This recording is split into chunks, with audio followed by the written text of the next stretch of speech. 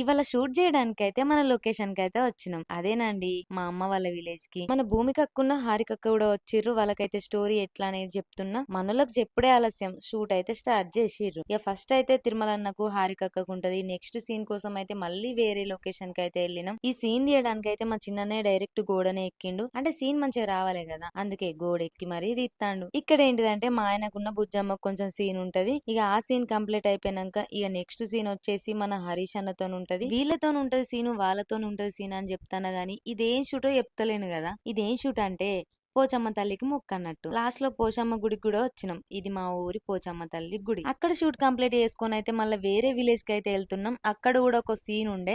ఆ scene complete చేసుకోవడానికి అయితే వెళ్తున్నాం గానీ మేము వెళ్లే దారిలో చూడుర్రి మబ్బు ఎట్లొచ్చిందో. అనుకున్నాం వర్షం మాకు హాయ్ చెప్పే పోద్దని, మొత్తానికి అయితే వర్షం కూడా అందుకుంది మమ్మల్ని. వేరే విలేజ్ లో సీన్ అయితే కంప్లీట్ చేసుకున్నాం. సీన్ అంత అయిపోయినాకనే వర్షం కొట్టింది. మరి కిందనైతే ఫుల్ వీడియో లింక్ కూడా ఇచ్చిన, వెంటనే వెళ్ళి చూసి ఎట్లుందో కింద కమెంట్ చేయండి.